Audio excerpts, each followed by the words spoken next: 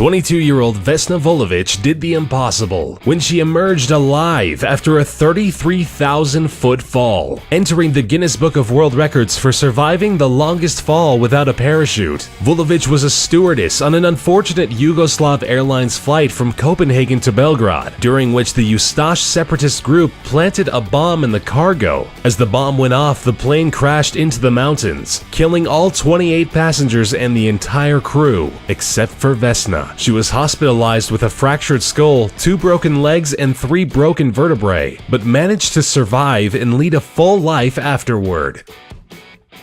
Croatian music teacher Fran Selak has had more than a few meetings with death and survived all of them. Reaching the age of 85 was not a smooth ride for Selak. At the age of 33, a train Selak was on flew off the tracks into an icy river, killing 17 passengers, but not him. With a broken arm, Selak survived this close call, only to find himself in a plane 1 year later flying across Croatia. A door on the plane was blown away, and Selak was blown out of the plane with it. Believe it or not, he survived by landing on a haystack. Only 3 years later, he was on a bus, which plunged into the river and killed 4 people. But, of course, not him. At the age of 41, the fuel tank in his car exploded, but he managed to react in time and escape certain death. Again, the same incident unbelievably repeated itself just 3 years later. 20 years after that, Selak survived 1 more car explosion and another bus accident, only to win the lottery and become a millionaire in 2003. He is truly the most unlucky, lucky person of all time.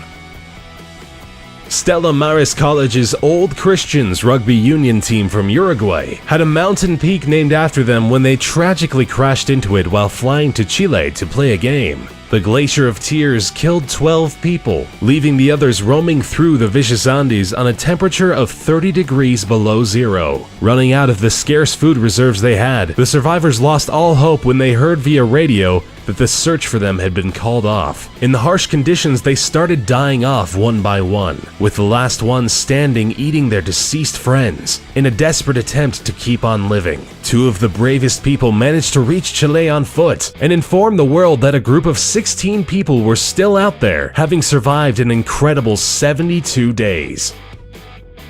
Anatoly Bugorsky worked as a researcher at the Institute for High Energy Physics in Prodvino. While checking a malfunctioning piece of equipment, a beam from the largest Soviet particle accelerator measured at about 200,000 rads went straight through his head. Bugorsky's face swelled up beyond recognition and started peeling off. The beam burned through parts of his face, his bone, and the brain tissue underneath. Astonishingly, although only 500 rads would normally be enough to kill a person, Bugorsky survived. His intellect was undamaged, and he continued his scientific career with much success. He did, however, lose his hearing in the left ear, with that side of his face remaining frozen due to the destruction of nerves. Roy Sullivan was a ranger in Virginia who made it to the Guinness Book of World Records by surviving being struck by lightning 7 times. Each strike did leave him scarred through. The lightning left him with minor injuries each time, such as the loss of a toenail or burning off an eyebrow. But some of the incidents had more serious consequences, such as setting his hair on fire, searing a shoulder, or leaving him with chest burns. Ironically, after a series of miraculous survivals, Sullivan ended his life at the age of 71 by suicide, apparently out of reasons unrelated to his bad luck when it comes to storms.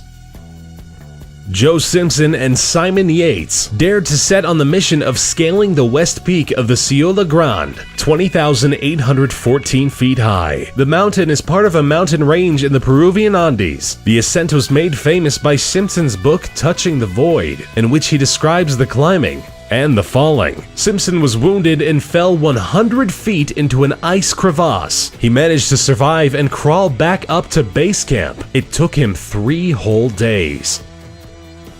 Truman Duncan had the most horrific accident you can imagine and survived it. He was just another passenger on a train when he accidentally fell off a train car in motion. He was swept underneath the speeding train and was literally cut in two. Duncan not only managed to survive the horrible event, but he stayed conscious for the next 45 minutes. He managed to get his cell phone out and call the paramedics himself. He underwent 23 surgeries, lost both his legs and a kidney, but miraculously made it out of the hospital alive.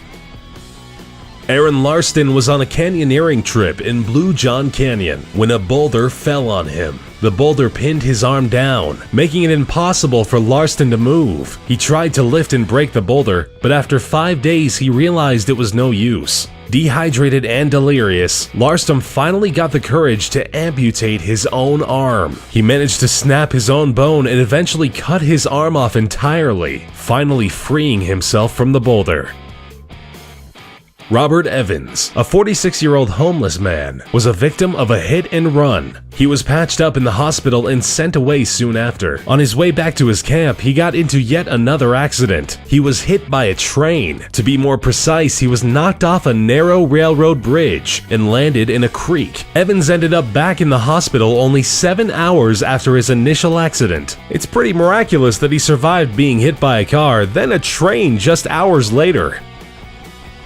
Mauro Prosperi took part in a 1994 marathon called the Marathon of Sands. Taking place in Morocco, the marathon was unfortunately swept away by a sandstorm, which caused Prosperi to lose his way and left him stranded in the desert. Running in the wrong direction, he ended up in Algeria, where he took refuge in an abandoned mosque. He survived 9 days by drinking his own urine and eating bats and snakes before he was found by a nomadic family who took him to an Algerian military camp where he was hospitalized.